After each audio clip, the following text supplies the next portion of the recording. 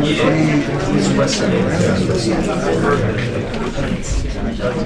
right, so this next session is intended to showcase what we're doing across Rice in sustainability.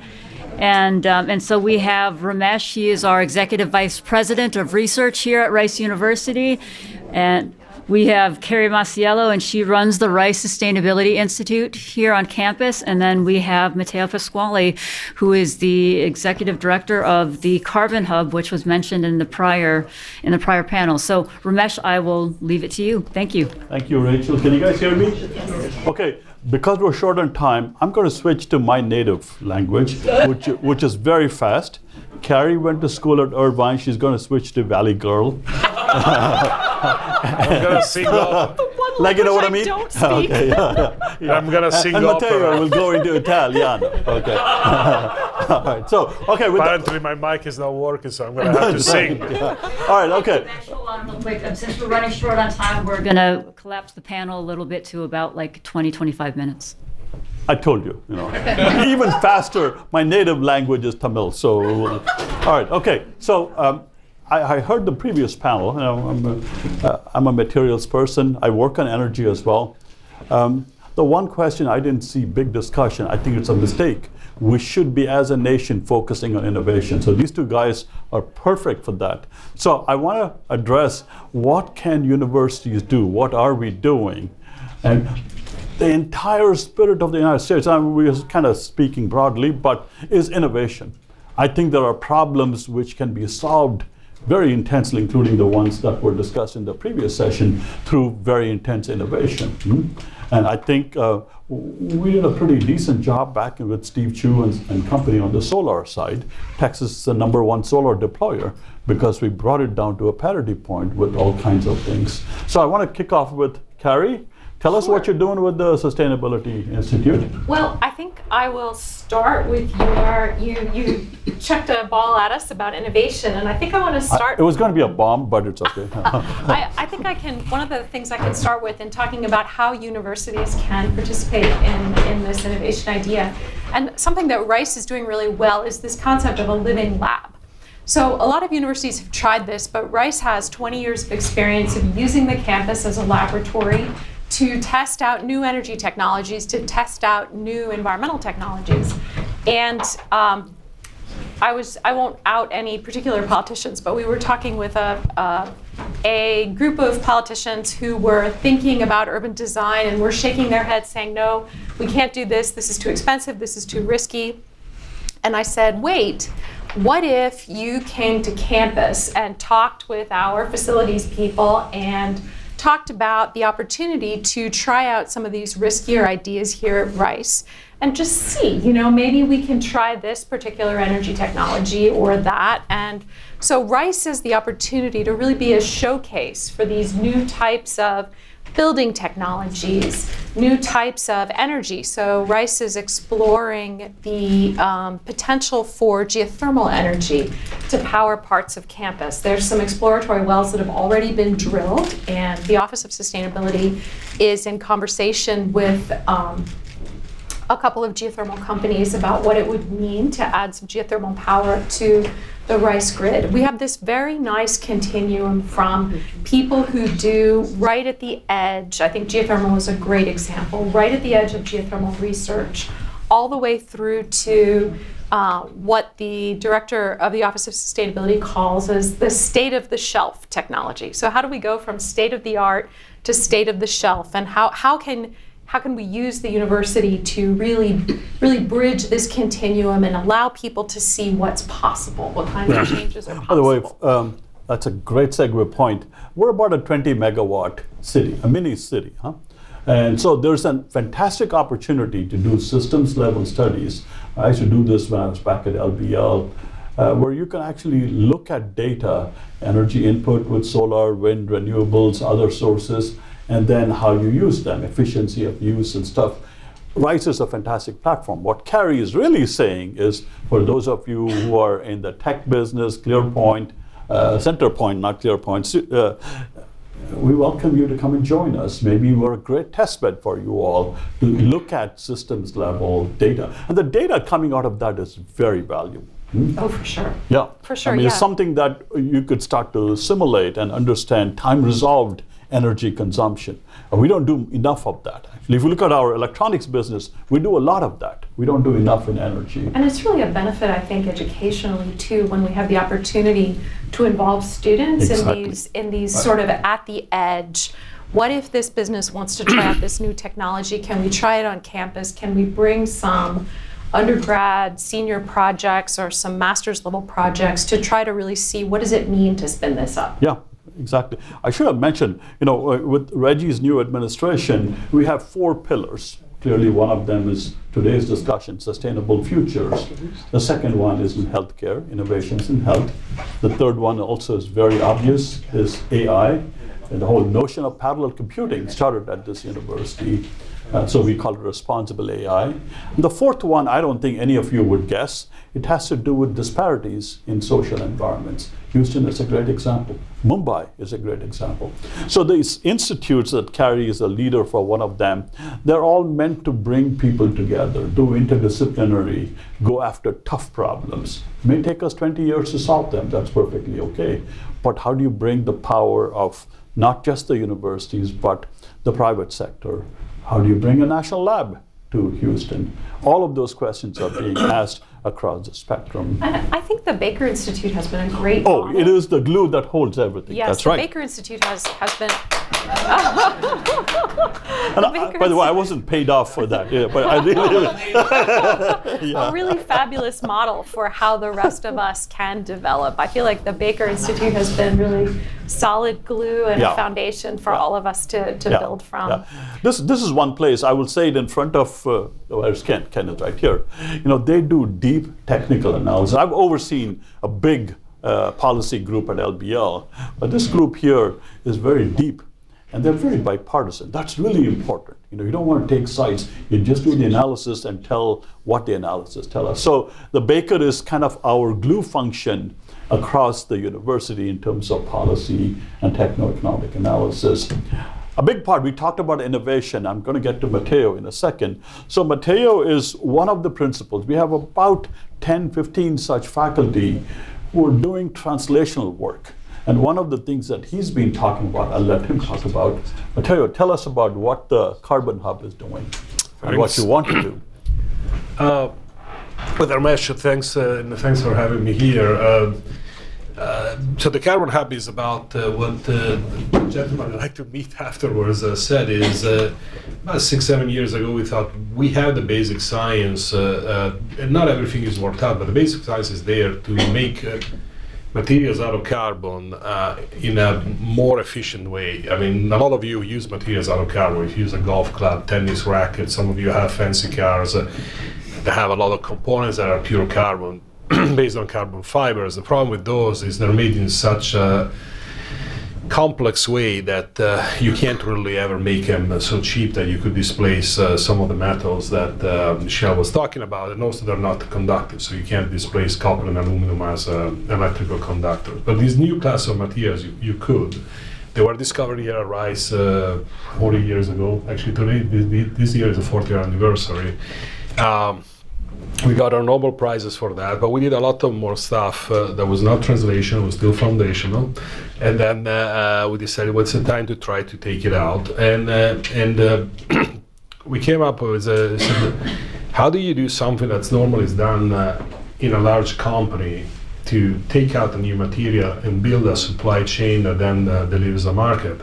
How do we do it with speed, scale, scrappiness, because we didn't have much money, and so we actually, I think, did something that was pretty innovative in terms of how do you organize something like that, right? Because you look at most university centers, they're really for that university. If you look at MIT has MIT, Stanford has the Stanford Energy Initiative, etc. They're really for those universities. And we said, no, we're going to go out to everybody, companies, governments, philanthropists, and we're going to set, this is the hill we're going to take, and it's an important hill. We're going to build a future where we use carbon to make materials that house, clothe, feed, power people. Right? That's a powerful message. Carbon as an asset. And we're just going to get anybody who's interested to play with us, right? It doesn't matter where they are. And if you have good ideas, we'll invite them, and the funding is going to come into RISE. It's going to be managed by RISE, and it's going to go back out, right? And we're going to have some baseline funding, and we had 4 very foresighted companies, including Mitsubishi Corporation. I see people from Shell here. Shell was a funding member, and we had Prysmian, Huntsman, Saudi Aramco, etc. But then, even off the bat, we had about 5-6 projects with other universities, and now we're at about 15 universities and national labs, primarily in the U.S., but some of them outside the U.S. working together. And it's been quite transformative. By the way, the annual meeting is in 2 weeks, so if you're interested, it's May 12 and 13, and come and join us. Baker Institute has been a great partner in this. They really helped us think about beyond the science. Michelle, Ken, Rachel, they helped us think about beyond carbon dioxide. The initial idea was really to make materials whose production does not make carbon dioxide, and actually carbon is in the material. But then we realized that sustainability is it's a lot broader than that, and we realized that we can create jobs here because the carbon is here, the feedstocks are here, and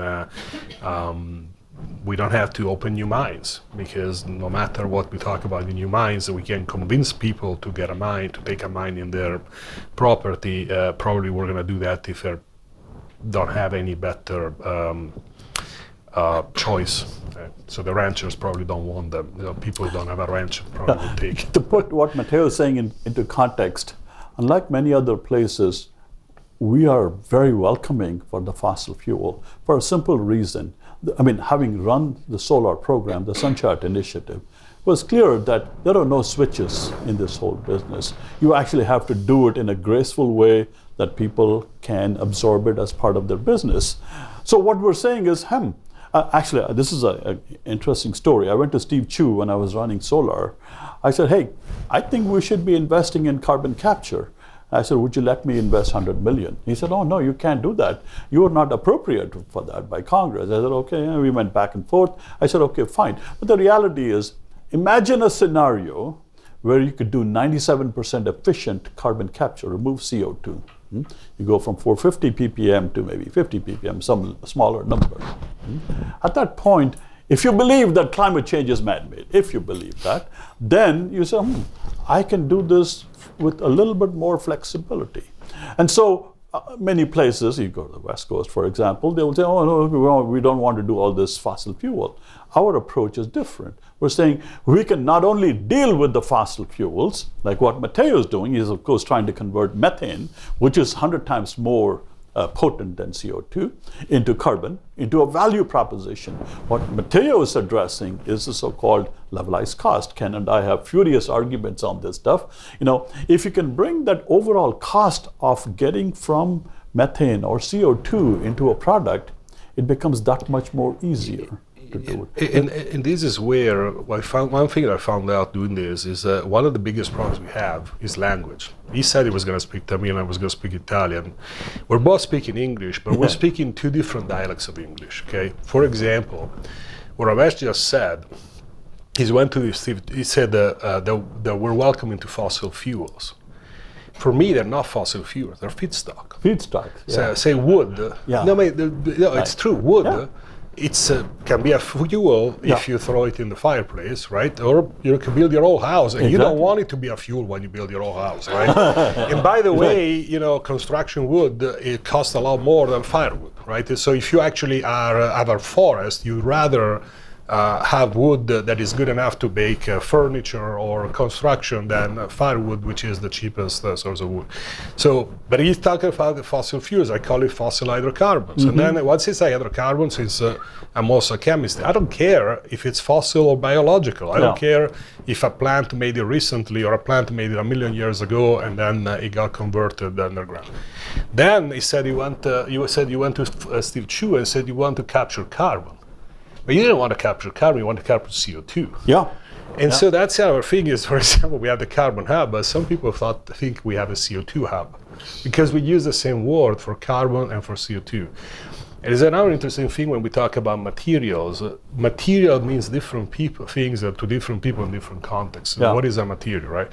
And so I actually would be very fascinated if we could get some more people who are interested in language to help us. In part because right now the craze is AI, which is large language models. Yeah. If we cannot define clearly with the language what is it that we set out to do, what is it that we're doing, when investors turn to AI to try and to understand what's the proposition, or a philanthropist that tries to understand what the proposition that we're making, we confuse the large language model. We're not going to go very far. Exactly. By the way, really good point. By the way, just to put in context, there are lots of other people on campus. There's a fellow who's looking at easy ways to remove CO2, not to make it methanol. We tried for 15 years at Berkeley.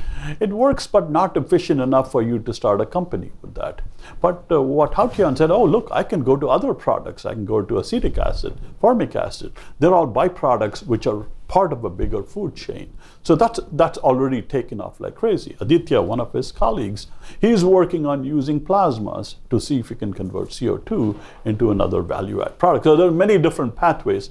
That's, I think, the advantage of our system, or academic system, where you have a lot of very creative people looking at this. I want you to talk a little bit about other activities in your institute, especially what you're doing with Ken on this bee carbon business. Oh, sure. Well, I think the Sustainability Institute really has three foci. We're thinking about sustainable energy futures, coastal futures, and carbon futures. And both the carbon futures area and actually all three of these areas are really points of growth at Rice. The carbon futures contains both the carbon hub work and then also a focus on nature-based solutions, which is an area of a long-term collaboration, I would say, between the Baker Institute and a number of folks at Rice. Talk about the microbial burping. It's a very serious, I just use it because I'm the idiot in the room. She told me, I said, dude, that's pretty cool. Please talk about that. Yeah, I mean, I think that's a great example of how we use natural processes to stabilize carbon in the Earth system. And so in collaboration with some of the synthetic biologists, a team of us have been building microbes that create stable soil carbon. Yeah. And reduce the emissions of greenhouse gases from soils. Yeah. But I think this area of nature-based solutions, and then also I think another important area of scholarship and growth at Rice is coastal communities, but not coastal communities like Laguna Beach or Miami Beach, but coastal industrial communities. So Houston is a great example of what we call a coastal industrial community. So a city on a hot, flat, humid coastal city that has a lot of infrastructure. 50% of humanity lives near the coast. Yes. Yeah. And these types of areas, these coastal industrial communities, these are typically in warm climates, they're low-lying areas, and they're in areas of population growth. And so while I would not want to argue that Houston is a model for all cities globally, it is a model for cities that are experiencing growth, cities that are trying to coexist in an environment where we have a lot of energy infrastructure that's abutting big population centers. And yeah, I would say that Houston is a better model for understanding a number of developing world cities compared to global south cities compared to, say, Boston or New York. Yeah. And we do have a great team of social science researchers as well as folks in engineering, the Center for Coastal and Adaptive Futures, which has produced some really fun modeling, maybe not fun, but some really great modeling recently, designed to give people a sense of how close they live to a potentially floodable toxic industrial site. So they've identified through just careful mapping, they've identified hotspots in the United States where we have lots of people living really close to low-lying industrial sites, and how helping people see what are they adjacent to in terms of hazardous risks. Yeah.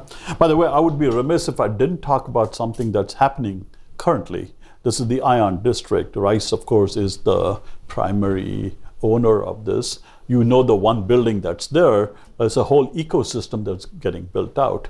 And we are really excited that Exxon and Chevron are all partnering with us there. And the second building, which will happen hopefully in the next 2 years, will be a complete innovation platform where you can come in, do all of these demonstrations, interact between the private sector and the universities and national labs also, so that you can just innovate. You know, it's the innovation platform. That's what we should do. Let's pause and see if you have questions. Rachel is still not here. That's good. Yeah. I can't see her, but she doesn't exist. Okay, sorry. Sorry, questions for the panel?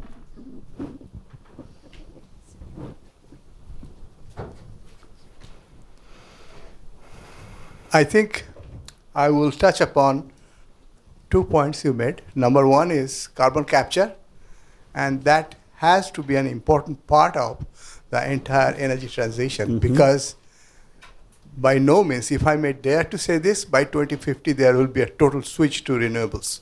There cannot be. So carbon capture has to be a critical part of this whole initiative.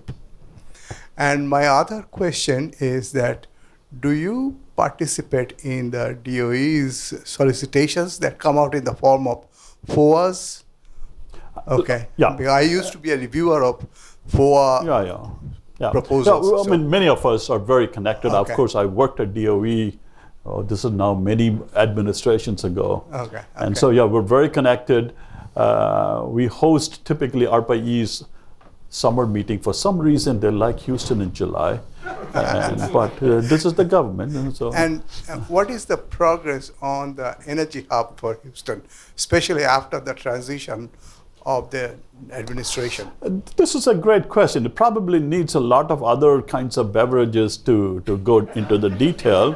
But the reality is, this is precisely, long time ago when Reggie was trying to become president, he and I were just brainstorming. We said, it's fascinating that the big city of Houston, 27% of US energy is here within 10 miles. But we don't have a national lab here. I said, why? And if you look back at history, in 1992, I think, it was the Clinton administration, sometime in that time frame, we meaning the state of Texas, was supposed to get a national lab, the super collider. The last minute, they cut it, it went to CERN, because the United States wanted to partner with Europeans, which is good. Nobel Prizes, Higgs boson, everything happened. But the reality is, for the big state, I think there's a number 1 state or number 2 state, something like that, we don't have a national lab. California has 3 of them. So there is a clear case to be made that there should be a national lab that's focused on the energy transition. Energy department has a lot of fantastic national labs, and I come from one of them. But there's nothing that brings the private sector. The model for the national labs has been, the government funds, and there's somebody who does stuff. There's a GOCO model. We're saying, hey, maybe there's another way to play the game where the government and the private sector are both equal participants, like the Fraunhofers. That would be on the energy transition broadly, working with the companies and so on. This should be You must be reading my emails or something, I mean, literally that's what we're setting up. NREL South we're just in the final stages. Where's Marie? Marie is the one who's shepherding all of that. Exactly, yeah, absolutely. Yes, sir. Yes, thanks for this and the rest of the program. It's in the title of the event, and you're the center. You're coordinating, Carrie. How do you define sustainability? These days, it seems magic, and people say it, and then everyone gets a warm feeling. But it seems like it's like the blind man and the elephant. It's kind of, well, what do I want it to be? So, what do you have a working, simple definition of what sustainability is? We're focused on coastal futures, carbon futures, and sustainable energy futures. So how do we think about reducing the finding ways to balance economic, environmental, and social impacts of energy and environmental uses. So that three-stool model that Ken and Rachel talked about earlier, I think is a great first pass at how we understand sustainability. You know, I thought you were asking something a little bit more. You want something more, no? I would have liked to have had a quantitative definition that we do something, let's say CO2 is a measure, or some natural resources or something, that when we do all of this, we don't change the balance of that. Does that make sense, Carrie? Sure. You're supposed to beat the crap out of me by saying, what are you talking about? Anyway, I was hoping that we would have a number which says 50 years from now, our CO2 will remain at 300 ppm or something, you know. That's a little cool. Geologically impossible. Yeah, I was going to Maybe, say. yeah, okay, yeah. So I'll say something about this because I've been asked this many times. When you ask about sustainability, I'm always asked the question not how you define it, because it's kind of similar to what Carrie said. It's more about how do you know you've achieved success. That's right. How you know you achieve is we're not talking about it anymore. Like, oh, that's a great point. I agree. Because it's We're talking something about that's been Bollywood done. movies or something like that, then we know. Sorry, ma'am, there was a question from you. This gentleman in the front. Oh, sorry. Okay. Please go ahead. Yeah. So since we're at the Baker Institute for Public Policy, I wanted to ask a policy question. So I work with startups. We work with the Rice Alliance for Innovation and Entrepreneurship.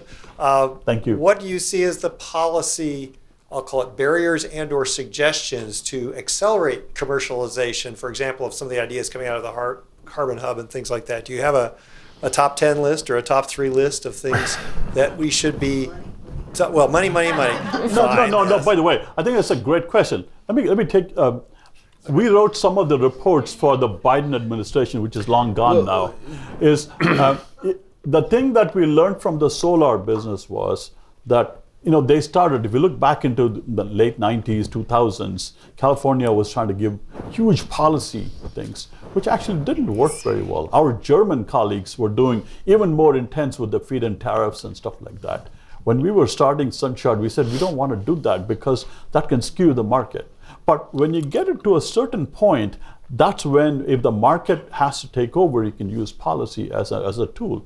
You know, for example, you know, in CO2 conversion, can you capture it? If you get down to a certain cost structure, then you can use policy to put it over the hump. Now, there's clearly, CAFE standard is a fantastic example. It's worked very well for 40, 50 years because it's really powerful to drive innovation. And then if you believe in the CAFE standard, then you say, okay, I would like to use a policy as a tool to do that. But you also have to be careful because, for example, when you talk about CO2 conversion, you're thinking CO2, you make something that's not CO2. You pull off the oxygen. Well, that means you're going to have to put all the energy back in. Okay, and so in a situation where most of the energy comes from burning, at this point we can call it fossil fuel, that can only work in very, very special situations. So if you push that as a policy to demonstrate, for example, startups, before you fully decarbonize the grid, you're actually making harm. If you switch to sustainable aviation fuels today, it's not going to be sustainable. Your CO2 emissions are going to be up. Yeah. Even if you buy everything in let's say solar power or wind power, because you're going to be taking that power away from somebody else, right? So the policy I think we should have is spend as much money as possible early on. Early on when it's cheap to do that, right? So for example, to do research on ways to convert CO2, it's inexpensive, and you're not going to harm anybody because somebody in the lab converting CO2 doesn't change anything. But if you want to go to deployment too early, especially at that point you go to startups, people at capital are at risk, you actually really risk causing imbalances.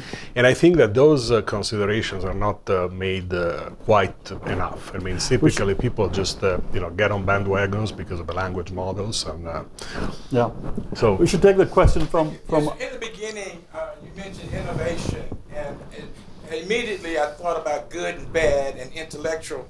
My point is that the academic world is looking at right now something bad policies that's being passed, and how can we correct it like we're living in error, because some of this is being injected in the ground, and they say it's causing seismic activity. And so how do we correct this, not live in this era that's being public, that's being protagonist, and start talking about more intellectual things like we're talking about today? How do we make that more known? Because right now we're saying that we're causing a lot of problems. Panelists? Well, Let me take a stab at That's a tough let me one. Yeah. You started. Okay. Yeah. you take it. You're Fortunately, it's not a fire. But here's the thing, though, right? If you look at, again, I go back to this one example. Me being a physicist, I'm really deep at the bottom of the food chain. It was a fantastic education for me as how you look at a problem at a global economic scale, go all the way down to the fundamental physics of the problem, which is the hypothesis that we had was when you get, this one was solar technology, doesn't matter what it is, when you get it down to a certain parity point, then that is very ripe for the markets to take over. Our parity point number was, that's a one we argued like monkeys. We had yelling matches with each other, and we set on 5 cents a kilowatt hour. Back in 2010, solar was 28 cents a kilowatt hour. And so not many people were deploying it. So how do you go from 28 to 5 cents? I was arguing for 2 cents, and people thought I was smoking weed, and I said, yeah, in California we do. And so that that came as a policy instrument. It was saying, hey, bring your technology down to that 5 cents a kilowatt hour. Then everything else will follow automatically. So that's the experiment we did. And so Steve Chu's thing to us was, do whatever you can with the power of the funding on science, technology, policy also, and see how do you bring it down to that parity point. Of course, we had a lot of help from China in terms of manufacturing these panels, and sure enough, by the time it came down to the 3 cents a kilowatt hour point, deployment was taken off exponentially. So the lesson there was that with all of these, and back in 2020, we had a bunch of documents which we called the Earthshot documents, and for CO2, the hydrogen economy, energy storage, and so on and so forth. We had numbers, we had specific numbers. The argument was that all of them had to do with some cost structure, a simple cost structure. The problem with putting it underground is you don't make money off of that. You actually have to put money into it. That's why I personally have never felt that that's the right way. What these guys are doing, what Matteo or Hautian or Aditya are doing here, we're just small examples of a lot of people, is saying I can convert the CO2 or the methane into a value proposition, which means the overall cost of doing it becomes smaller. Does that answer your question? Yes, it's clear. Yeah. Thank you for being clear on it. I appreciate it. Thank you very much. Yeah. Yeah, and I think that there's also a couple of things that have changed. As you said, we won when people stopped talking about it.